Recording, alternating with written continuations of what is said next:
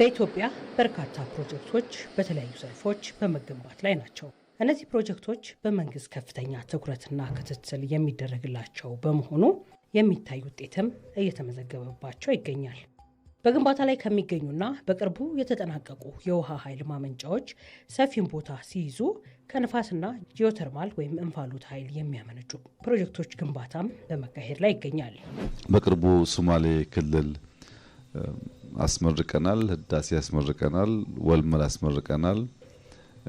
በሚቀጥሉት ወራት ወረፋ የሚጠብቁ ግድቦች አሉ አልቀው ለመርቃት መካከለኛ ከፍተኛ የሚባሉ ለኢሪጌሽን ስራ የሚውሉ የኢነርጂም ስራ እንደዚሁ ኃይል የሚያመነጩ ፕሮጀክቶች ያለቁ ምርቃት የሚጠብቁ አሉ።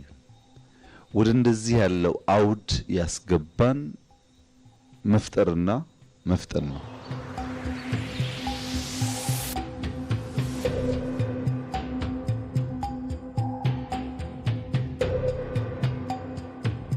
ፕሮጀክቶችን በፍጥነት እየጨረስን ለአገልግሎት ማብቃት ዋናው ስራችን ነው። አሁንም ያለው መንግስት ፕሮጀክትን ጀምሮ ማቆም ሳይሆን ጀምሮ መጨረስ፣ በፍጥነት መጨረስ ማሳየት ዋናው ምልክቱ ስለሆነ በዛ አግባብ እኛም ጥሩ አፈጻጸም እያመጣን ነው። በፕሮጀክቶች ኮይሻን ማንሳት ይቻላል። የፋይናንስ ችግር ቢገጥመው ግን ባለን አቅም ፕሮጀክቱን እንዳይቆም አሁን ላይ በጥሩ አፈጻጸም ላይ እየሄደ ነው። እሱም ከተወሰነ ከ2 ከ3 ዓመት በኋላ ኮይሻን እንደዚሁ የሚመረቅ ይሆናል። የኮይሻ የውሃ ኃይል ማመንጫ ፕሮጀክት ከ7 ዓመታት በፊት ነው ግንባታው የተጀመረው። በደቡብ ምዕራብ ኢትዮጵያ ክልል በዳውሮ ዞን ኮይሻ ወረዳ ይገኛል። ፕሮጀክቱ ከጊቤ 3 የውሃ ኃይል ማመንጫ 129 ኪሎ ሜትር ርቀት ላይ ይገኛል።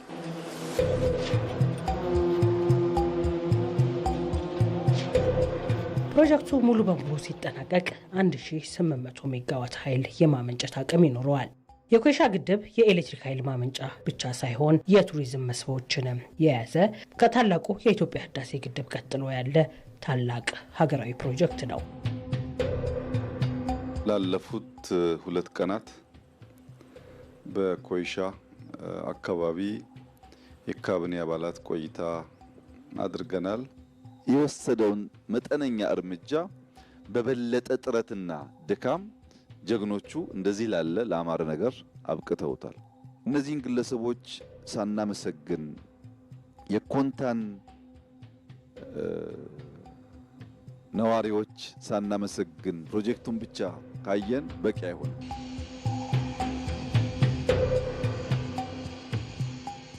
የሚሰራው ቅድም እንዳያችሁት በእኛ ወጣቶች ነው። ይሄ ከፕሮጀክቱ ባሻገር የሚያስከትለው የእውቀት ሽግግር ለቀጣይ ስራዎቻችን የሚከፍተው በር ኢትዮጵያን አግዝፎ ለሚያይ ማንኛውም ዜጋ አኩሪ ተግባር።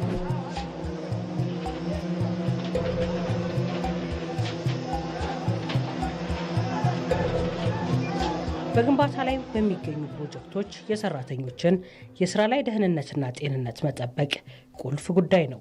የአሰሪና ሰራተኛ አዋጅ ቁጥር 1156 2011 ላይ በተገለጸው መሰረት የሙያ ደህንነትና ጤንነትን በተመለከተ አሰሪው አካል ማሟላት ያለበት በርካታ ጉዳዮች ተዘርዝረዋል።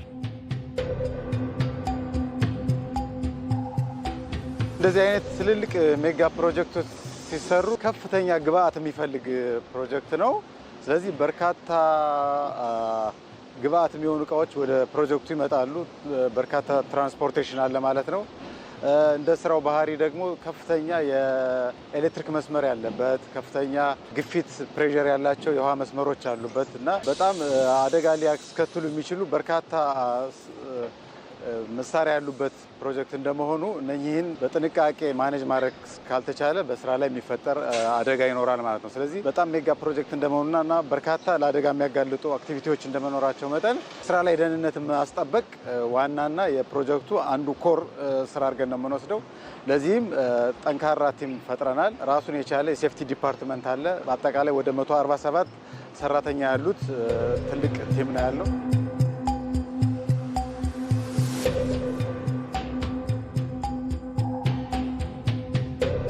በዘርፉ ላይ ከፍተኛ ልምድ ያላቸው ባለሙያዎች የሀገር ውስጥም የውጭ ዜጋዎችም ያሉበት ጠንካራ ቲም ነው የተቋቋመው። ስለዚህ እነዚህን በማደራጀት አጠቃላይ ፕሮጀክቱ ላይ ሊከሰት የሚችለውን የስራ ላይ አደጋ በከፍተኛ ሁኔታ መቀነስ የሚያስችል ስራ የሚሰራበት ክፍል ነው ማለት ነው።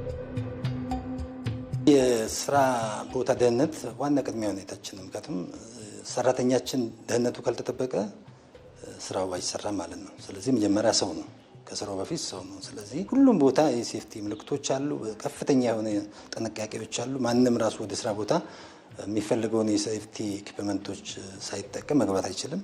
ኢቭን ሰራተኛው ሳይጠቀም ቀርቶ ኢቭን አውልቆ ምናልባት ሄልሜት እንኳን እስከ ዋርኒንግ ይሰጠዋል። ለራሱ ህይወት ያን ያህል ድረስ ይኬዳል። ሄልዝ ሴፍቲ ኤንድ ኤንቫይሮንመንት የሚባል ትልቅ ዲፓርትመንት አለው ራሱ።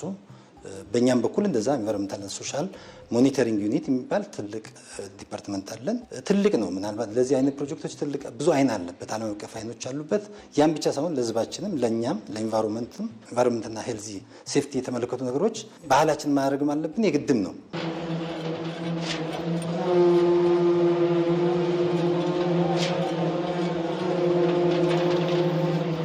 ሴፍቲ ስንል ሰራተኛውን የስራ ላይ ደህንነት መጠበቅ፣ ከዛ ጋር ተያይዞ ሊከተል የሚችለውን የስራ ላይ መስተጓጎል፣ አጠቃላይ ፕሮዳክቲቪቲ የማስጨመር ስራ ነው። መከላከል ስንል አደጋን በመከላከል ፕሮጀክቱ ውጤታማ የሆነ የስራ እንቅስቃሴ እንዲኖር ማስቻል ነው። ይህ ምንን ይጨምራል? መንገዶቹን ጤና መጠበቅ ወይም በጊዜው ሜንቴን በማድረግ ትራፊክ ፍሰቱ የተቀላጠፈ እንዲሆን በማድረግ ለሰራተኛው ምቹ ሁኔታ በመፍጠር ራሱን ከአደጋ እየተከላከለ ፕሮዳክቲቪቲውን እንዲጨምር በማድረግ አጠቃላይ የፕሮጀክቱ የአፈጻጸም ላይ ከፍተኛ ውጤት ማምጣት እንዲቻል የሚያስችል ዘርፍ ነው። የስራ ላይ ደህንነትና ጤና ለፕሮጀክቱ ትልቅ አስተዋጽኦ ከሚያደርጉ እንትኖች ውስጥ አንዱ ነው። ምክንያቱም አንደኛ ሰራተኞቹ አደጋ እንዳይደርስባቸው በማድረግ ከዛ ጋር ተያይዞ ከስራ የመቅረትን ከአደጋ ጋር ተያይዞ ያስቀራል። በዚህም የተነሳ የሰራተኛው የሞራል ልዕልና ከፍ እንዲል በማድረግ በየጊዜው በስራ ቦታቸው ላይ እንዲገኙ በማድረግ የምርታማነትን ሂደት ይጨምራል።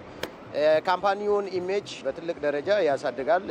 አንዱ የሚታየው በዓለም አቀፍ ደረጃ አንድ ፕሮጀክት ላይ ሲታይ ምን ያህል አደጋ ተከስቷል፣ ምን ያህል ሰራተኛ ተጎድቷል የሚለው ነው። ይሄ ዜሮ በሚሆንበት ጊዜ የካምፓኒው ኢሜጅ፣ የፕሮጀክቱ ኢሜጅ ይጨምራል ማለት ነው።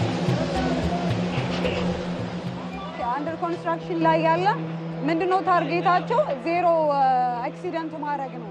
ስለዚህ እዚህ ጋር ያሉ ሰራተኞች ደግሞ በሚሰሩበት በሰላም ወጥተው በሰላም መግባት አለባቸው። ስለዚህ ይሄ ኤም የሴፍቲ እንትን በጣም ነው የምናደንቀው፣ አፕሪሺየት የሚደረግ ነው።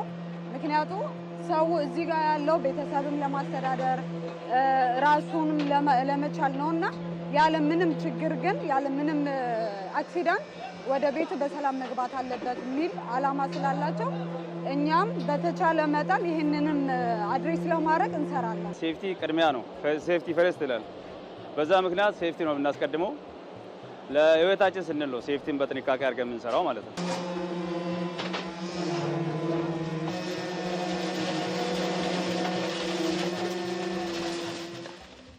ፕሮጀክቱ ትልቅ ነው። ከዚህ ማኳያ እያንዳንዱ ስራዎች የራሳቸው የተለያየ የስራ ዘርፍ አለ። እነዛ የስራ ዘርፎች ስራው ከመጀመሩ በፊት ፕሮጀክቱ ሲጀመር የአደጋ ስጋት ግምገማ ይካሄዳል። የተለያዩ የደህንነታቸው የተጠበቀ የአሰራር መንገዶች እቅድ ይነደፍና ይቀመጣል። እነዚህን ወደ ሰራተኛው እንዲተገበሩ ወደ ውስጣቸው እንዲሰርጽ መጀመሪያ ሰራተኞች በሚቀጠሩበት ጊዜ የማስተዋወቅ ወይም በእንግሊዝኛ ኢንዳክሽን የሚባል ስልጠና ይሰጣል። ከዛ ቀጥሎ ደግሞ በየስራ ዘርፋቸው የተለያየ ሊጋለጡበት የሚችሉ ለአደጋ ተጋላጭ የሆኑባቸውን ነገሮች የማሳወቅ ስራ ይሰራል። በየቀኑ የግንዛቤ ማስጨበጫ እነሱን የማስተዋወቅ ስራ ይሰራል። ከዚህም አንጻር ምንም አይነት እንትን አይኖርም ማለት ነው። የተስተጓጎለ ወይም የመርሳት እንትን አይኖራቸውም። በየጊዜው የማስታወስ ነገር ስለሚኖር ማለት ነው። አደጋ በሚኖርበትም ጊዜ ምን ማድረግ እንዳለባቸው ስልጠና ይሰጣቸዋል። ማንን ጋር ማመልከት እንዳለባቸው፣ የት መሄድ እንዳለባቸው፣ ምን ማድረግ እንዳለባቸው ይሰለጥናሉ። በዚህ ረገድ በኢትዮጵያ ኤሌክትሪክ ኃይል እየተገነቡ በሚገኙት ፕሮጀክቶች ላይ ለስራ ላይ ደህንነትና ጤንነት ልዩ ትኩረት ተሰጥቶ እየተሰራ ይገኛል። ኮይሻ ኃይል ማመንጫ ፕሮጀክት ለየት የሚያደርገው አጠቃላይ ካሉት በዚህ ደረጃ ከሚሰሩ ዓለም ላይ ካሉ ፕሮጀክቶች በሴፍቲ አፈጻጸሙ እጅግ ከፍተኛና ምስጉን የሚባል ነው። ለዚህም በ2022 ኢንተርናሽናል ሌበር ኦርጋናይዜሽን ILO እውቅና ሰጥቶታል። ዓለም ላይ በዛን ወቅት ከነበሩ ፕሮጀክቶች ዝቅተኛ የስራ ላይ አደጋ የተከሰተበት በሚል እውቅና ሰጥቶታል። ከ2013 ጀምሮ ምንም አይነት የሰው ህይወት ከስራ ጋር የተያያዘ የጠፋ ምንም አይነት ነገር የለም፣ ዜሮ ነው። ይሄ ትልቅ እምርታ ነው በአንድ ፕሮጀክት ላይ። ሌላውን ደግሞ ሎስት ታይም ኢንጁሪ ወይንም ደግሞ ከስራ ጋር በተያያዘ ሰራተኛው ተጎድቶ ቅድም እንዳልኩት የፕሮዳክሽን ሰዓቶች የሚጠፉበት አለ። 3 ቀን፣ 2 ቀን፣ ሳምንትም ወራትም ሊሆን ይችላል። እንደዛ አይነት አደጋዎች ተደጋግመው የሚከሰቱበት ሬት በጣም ቀንሷል። ስፔሻሊ 2024 ላይ ኮምፕሊትሊ ዜሮ ነው ያየነው እንደዛ አይነት ነገር። ስለዚህ ከአደጋ ጋር ፕሮጀክቱ በጣም በጥሩ ሁኔታና ደስ በሚል ሁኔታ ነው እየሄደ ያለው። ፕሮጀክቶች በተያዘላቸው ጊዜ እንዲጠናቀቁና ውጤታማ እንዲሆኑ ለሰራተኞች የስራ ላይ ደህንነትና ጤንነት የሚሰጠው ትኩረት ወሳኝ ድርሻ አለው። ኢትዮጵያ ኤሌክትሪክ ኃይል በስራ ተቋራጩን በኩል በአካባቢ ህብረተሰቡን በጣም ሃርሞናይዝ አድርገን የምንሰራው በጣም አንድ ቲም በጣም የተሳሰረና በጣም ቲም ስፕሪት ቢልድ የተደረገበት ነው። ይሄም ስራም በጣም ለማፋጠን ይጠቅማል።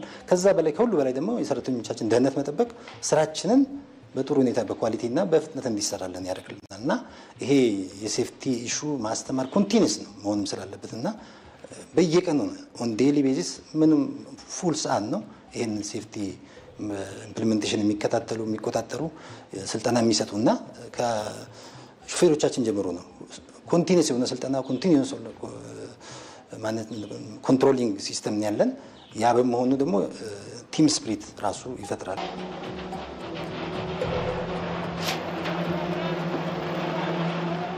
በሴፍቲ በሳምንት 3 ጊዜ ቱልቦክስ አለን። ሴፍቲዎቹ ያስተምራሉ፣ እኛም በመሀል እየገባን እናስተምራለን። በዛ በቀር ደግሞ ጠዋት ፎርማኖቹ ኦርደር ከተቀበሉ በኋላ ግሩፓቸውን ቱልቦክስ ይሰጣሉ ማለት ነው። ዛሬ የምንሰራ ቦታ እንደዛ ከፍታ አይነት ቦታ ስለሆነ የሴፍቲ ማቴሪያል የሆነውን ሁሉም አሟልታችሁ ውጡ ብሎ ጠዋት ቱልቦክስ ይሰጣል።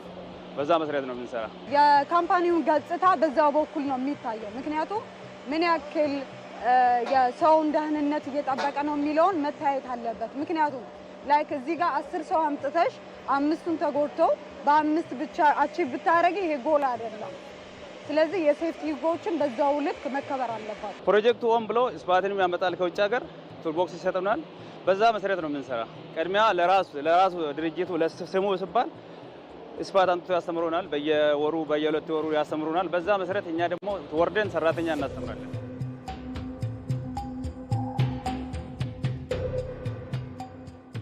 ብዙ አዌርነሶች አሉ። እነዚህ ደግሞ ምንድነው አንዳንድ ችላ የምንላቸው እንትኖች አሉ። ከዛ በኋላ አክሲደንት ከተፈጠረ በኋላ ግን ምንም የምንቀይረው ነገር የለም። ስለዚህ ይሄ ብሬንስቶርሚንግ መሰጠታል፣ ሪፍሬሽመንት መደረግ ዋንስ ተሰጥቶ የሚያልቅ አይደለም።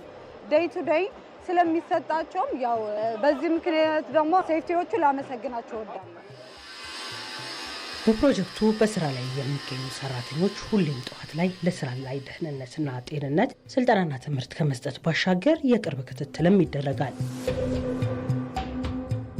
ሰራተኛ ተቀራርቦ አንድ ካምፕ እንደመኖሩ ጤንነቱን መጠበቅ ሊያስከትል ከሚችለው ከፍተኛ አደጋ ወረርሽኝ ቢገባ የመሳሰሉት አጠቃላይ ፕሮጀክቱ ላይ ሊኖረው የሚችለው ከሰራተኛው ደህንነት በተጨማሪ ፕሮጀክቱ ላይ ሊያመጣው የሚችለው ተጽዕኖ ከፍተኛ ስለሆነ የጤናውን የመጠበቅ ስራ በከፍተኛ ጥንቃቄ የሚመራ ነው። በየአንዳንዱ የስራ ቦታ ላይ ክሊኒኮች አሉ። ቅድሚያ ጥንቃቄ አዌርነስ የሚፈጥሩ ተከታታይ ትሬኒንጎች ይሰጣሉ። ስለዚህ ለዚህም ጤናውን መጠበቅ ቀጥታ ከስራው ጋር የሚያያዝ በመሆኑ በስራው በጤናማ ሁኔታ ከማስኬድ አንጻር የሚገናኝ በመሆኑ ጤና ተቋሞችን በጣም በስፋት እና ሁሉም ሰራተኞች ባሉበት ወይም የስራ ቦታዎች ባሉበት በሙሉ እንዲኖሩ በማድረግ እና የሚያስፈልጋቸውን የሰው ኃይል በማሟላት የሰራተኛውን ጤና ለመጠበቅ በከፍተኛ ሁኔታ ጥረት እየተደረገ ይገኛል። ከውጭ ያለ ሰው ግድቡን መገንባት ነው እንደ ዋና ነገር አድርጎ የሚወስደው ወይም ኃይል ማመንጫ ወይም ተርባይኑን መስራት ነው። ግን እንደዚህ አይነት ሜጋ ፕሮጀክቶች ያለ ሴፍቲ እነዚህን ግድቦችንም ሆነ ፓወር ሃውሱንም ገንብቶ ማጠናቀቅ አስቸጋሪ ነው የሚሆነው ወይንም ደግሞ የማጠናቀቂያ ጊዜያቸውን በከፍተኛ ሁኔታ ሊያራዝም ይችላል። ስለዚህ ሴፍቲ ለኛ እንደ ዋና ኮር ስራ ነው የምንወስደው። ይህን ልብስ እንለብሳለን። እሱንም ሆነ ጫማም ሆነ ግዴታ ያለው ነገር ነው። የሴፍቲ ህግ ነው። የዚህ የፕሮጀክት ህግ ነው። ከእግር ጫማ ጀምሮ ግዴታ ነው ማድረግ ያለበት ነው። ጃኬትም ሆነ ይሄም ሆነ ጫማም ሆነ በስራ ዙሪያ ከሆነ ይሄን ማድረግ ግዴታ ነው። ይሄን ጎንት ማድረግ ግዴታ ነው። ጎንት ያለ ጎንት መስራት አንችልም። ሴፍቲዎች ይቀጣል። ወደ መሬት ማውለቅ አንችልም። አንድ ነገር ላይ ከእንትን ካረክ መሬት ማውለቅ አትችልም። በዚህ እንትን ትላለህ እስከ ሰው እስከሚያወርድ ድረስ ይሄ ያጠብቃል፣ ያቆያል ማለት ነው። ያቆያል እና ለዛ ነው ህጉ የሰጠው።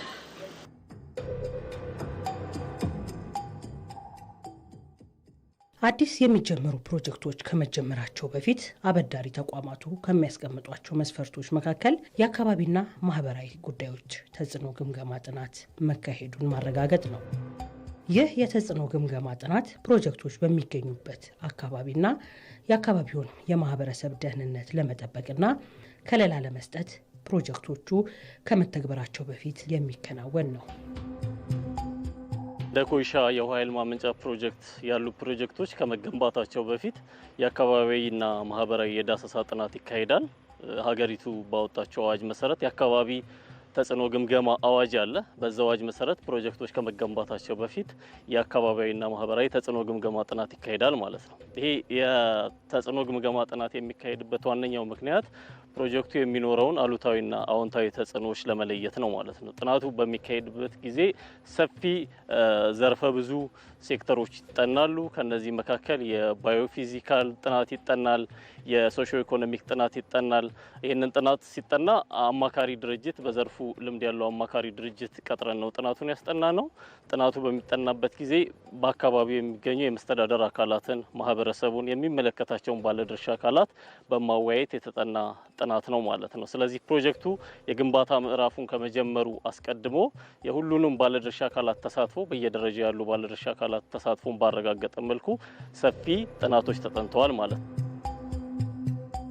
ፕሮጀክቱ አጠቃላይ ሊፈጥረው የሚችለውን ተጽዕኖ የማጥናት ስራ ተካሂዷል። ፕሮጀክቱ ከመጀመሩ በፊት ኤንቫይሮንመንታል ኤንድ ሶሻል ኢምፓክት አሰስመንት የምንለው አካባቢውና የማህበራዊ ተጽዕኖን በሚመለከት ትልቅ ጥናት ነው። አጠቃላይ ሊያስከትል የሚችለውን ያው ፖዚቲቭ ኢምፓክቱ እንዳለ ሆኖ ኔጌቲቮቹን የመለየት ስራ ተሰርቷል። ፕሮጀክቱ ከመጀመሩ በፊት ከተለየ በኋላም የሪፖርቱ ትክክለኝነት በሚመለከተው የመንግስት መዋቅር ወይም በመንግስት መስሪያ ቤት በሚመለከተው ኤጀንሲ እውቅና ተሰጥቶታል፣ አፕሩቭ ተደርጓል። ይሄን ይዘን ነው ወደ ስራ የተገባው ማለት ነው። በዋናነት ከቴክኒካል ጥናት ቀጥሎ ዋና ጥናት ነው። ሰፊ ጥናቶች ነው የሚደረጉት። ግድቡን ከሰራን በኋላ አፕስትሪም ውሃው ይተኛል። ስለዚህ በግድቡ የላኛው ክፍልም የታችኛው ክፍል ያለውን ከአካባቢ ከህብረተሰብ ጋር ያለውን ኢንቫይሮንመንታልና ሶሻል ኢምፓክት አሰስመንት ይባላል። ያ ጥናት በተገቢው ዓለም አቀፍ ባለሙያዎች ተጠንቶ ተገምግሞ ሲጸድቅ ነው ወደ ስራ የሚገባውና የኮይሻ ኃይል ማመንጫ ፕሮጀክትም ይህንኑ ሂደት አልፎ ጥናቶች ተደርገው ተገምግሞ ከጸደቀ በኋላ ጥናቱ ከጸደቀ በኋላ በሚመለከተው የመንግስት አካል ያንን ፍቃድ ስናገኝ ወደ ስራ የገባንበት ሁኔታ ነው ያለው። በዚህም ጥናት መሰረት ፕሮጀክቱ የሚኖረውን ምን አዎንታዊ ተጽዕኖ አለው፣ ምን አሉታዊ ተጽዕኖ አለው፣ አዎንታዊ ተጽዕኖዎቹን እንዴት ማስፋት እንችላለን፣ አሉታዊ ተጽዕኖዎቹን ደግሞ የተለያዩ የመፍትሄ እርምጃዎችን በመውሰድ በምን መልኩ አዎንታዊ ተጽዕኖዎችን መቀነስ ይቻላል፣ ማካካስ ይቻላል የሚለውን በአጠቃላይ የፕሮጀክቱ ዋና የኃይል ማመንጫ ፕሮጀክቱን ጨምሮ የዚሁ ፕሮጀክት አካል የሆነው የጊቤ 3ኛ ኮይሻ ከፍተኛ የኃይል ማስተላለፊያ መስመር ዝርጋታንም ጨምሮ የዳሰሳ ጥናት ተካሂዷል።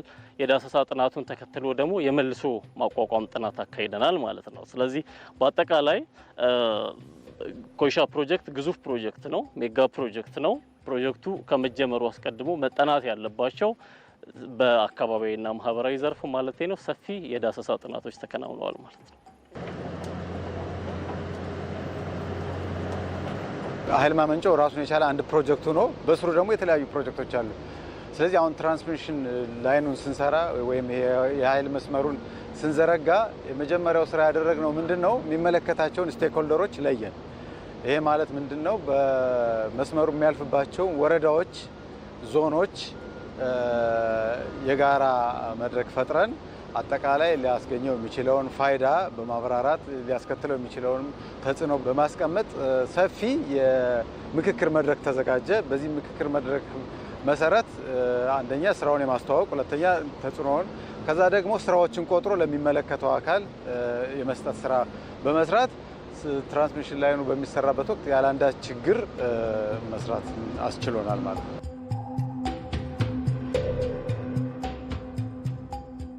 ማህበረሰቡ የዚህ ፕሮጀክት አካል ነው ብለን ነው የምናምነው እኛ። ስለዚህ በተለይ በፕሮጀክቱ አቅራቢያ የሚገኙ የህብረተሰብ ክፍሎችን ከመጀመሪያው ጀምሮ የባለቤትነት ስሜት እንዲሰማቸው፣ ፕሮጀክቱን በተመለከተ ያላቸው ስጋት ምንድን ነው፣ አስተያየት ምን አይነት አስተያየት አላቸው፣ በየጊዜው ደግሞ ጥናቱን ለማጥናት ብቻ ሳይሆን ፕሮጀክቱን ከመጀመራችን ጀምሮ እስካሁን ባለንበት ሂደት ድረስ እያወያየን ያላቸውንም ቅሬታም ካላቸው ቅሬታቸውንም እያካተትን ተጠቃሚነታቸውን እያረጋገጠን ነው የመጣ ነው ማለት ነው። ስለዚህ ህብረተሰብን ማወያየት ህገ መንግስታዊ መብታቸውም ነው። በህገ መንግስቱ ላይ በግልጽ እንደተደነገገው አካባቢያዊ ጉዳዮችን በተመለከተ ፕሮጀክቶች ሲሰሩ ማህበረሰቡ የማወቅ ሀሳቡን የመግለጽ መብት አለው። ስለዚህ በዛ መሰረት እስካሁን ድረስ እያወያየን ያለ ነው ማለት ነው እና ስለ ፕሮጀክቱ በቂ ግንዛቤ መፍጠር ችለናል። ፕሮጀክቱ ለምን ይሰራል የሚለውን፣ በዚህ ላይ ደግሞ ፕሮጀክቱ ሲሰራ ከግንባታ ጋር ተያይዞ የሚነሱ ቅሬታዎችም ካሉ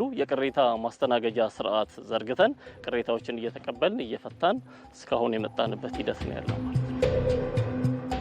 የዚህ ጥናት ዋነኛ ዓላማም አካባቢና ማህበራዊ ተጽዕኖ ግምገማ፣ የአካባቢ ጥበቃ፣ የካሳ ጉዳዮችን የሚመለከቱ አዋጆችን፣ ደንብና መመሪያዎችን፣ የሀገሪቱን ህገ መንግስት እንዲሁም ተቋማትን ፖሊሲና አሰራር መሰረት መካሄዱን ማረጋገጥ ነው። የኢትዮጵያ ኤሌክትሪክ ኃይል በአሁኑ ወቅት እየገነባቸው ከሚገኙ ፕሮጀክቶችም ይህን ጥናት መሰረት ባደረገ መልኩ የተካሄዱ ናቸው።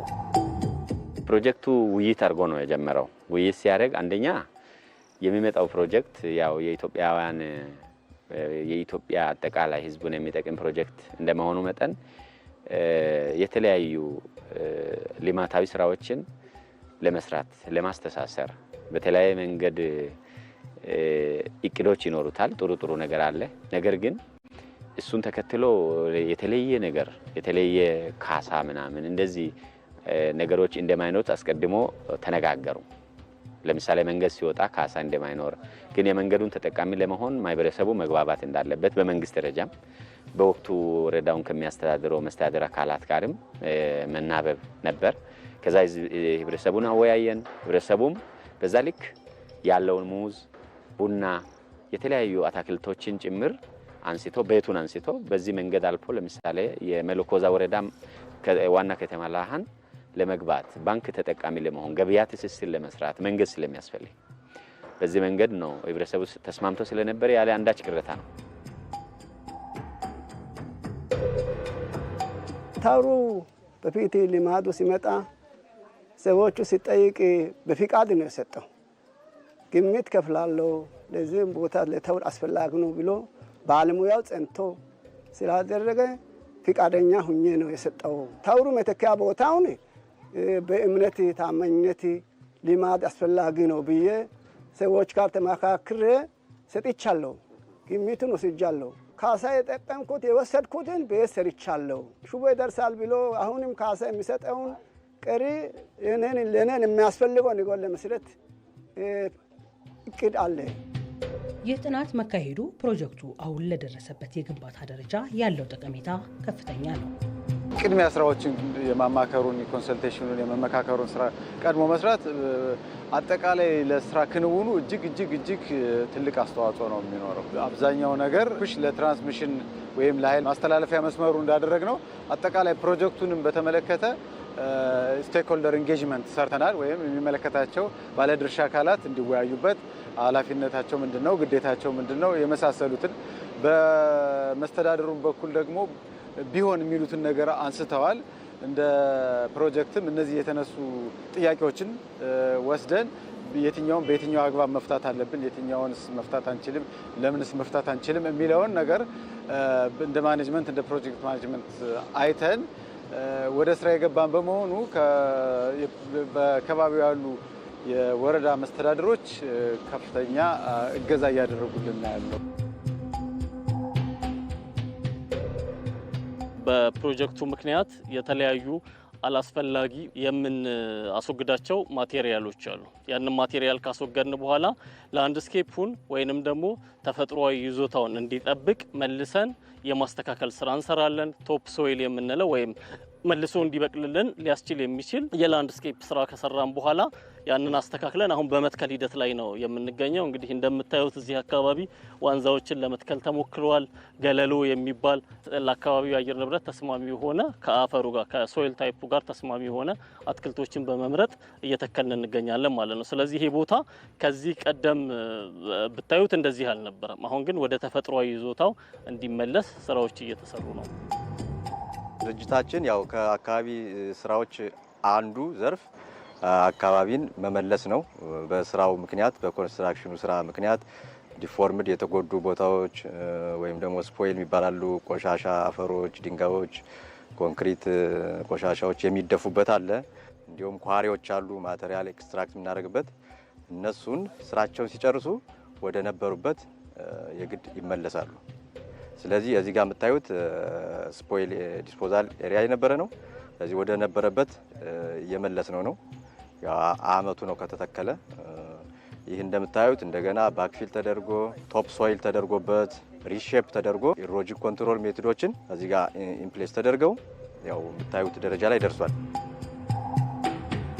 ጥናቶቹ ሲከናወኑ የአካባቢው የመስተዳድር አካላት በተለያዩ ጉዳዮች በማገዝ በጋራ በመስራት የሚጠበቅባቸውን ሚና ተወጥተዋል። ከዚህ በፊት መንገድ በእኛ ዞን አንድ መግቢያ በር ነበር።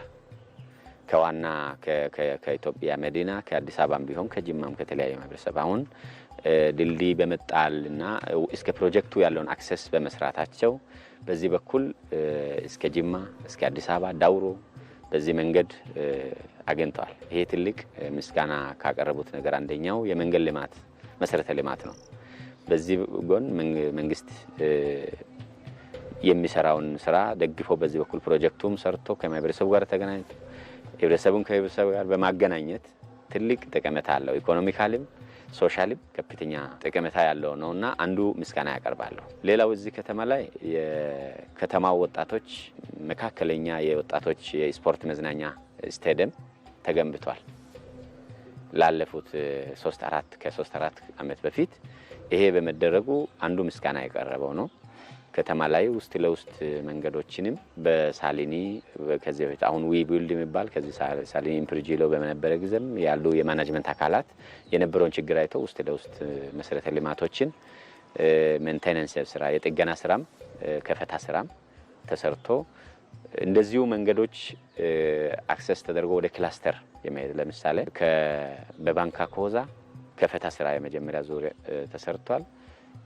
ጥሩ ምስጋናም አለ። በዚህ ደግሞ በማይዘለው በዋናው መንገድ በኢራ መንገድ ተከትሎ ማይዘለው ጋይሳ እንደዚሁ ህብረተሰቡ የመንገድ ተጠቃሚ እንዲሆን ከፍተኛ ምስጋና ያለበት ጥሩ ስራዎች የተሰሩበት አለ። ማህበራዊ ኃላፊነትን ከመወጣት አንጻር እውነት ለመናገር እንግዲህ ካለፉት ፕሮጀክቶች ጋር ስናነጻጽረው ይሄኛው ፕሮጀክት ጥሩ ትምህርት ወስዷል። እናም በተሻለ ማህበራዊ ኃላፊነቱን እየተወጣ ይገኛል ብዬ አስባለሁ። በርካታ መለስተኛ መንገዶች ተሰርተዋል።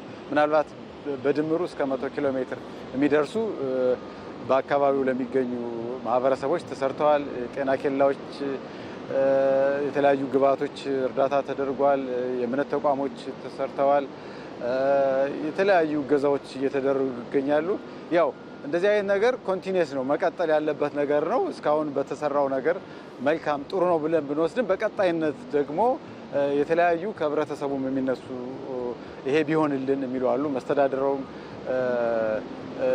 የሚያነሳቸው የህብረተሰብ ያግዙን ጥያቄዎች አሉ። እነሱንም በቀጣይ ፕሮጀክቱ እስከሚጠናቀቅ ድረስ በተቻለ መጠን ያው እንግዲህ ይሄ ፕሮጀክት ሲሰራ ኮንትራክተሩ አትራፊ ኮንትራክተር ነው፣ ለትርፍ የመጣ ነው። ሆኖም ግን ማህበራዊ ኃላፊነትን ከመወጣት አንጻር እንደ ኮንትራክተር የምናስበውም አይደለም። እጅግ በርካታ ስራዎችን እየሰራ በመስራት ላይ የሚገኝና ወደፊትም የሚሰራ ነው።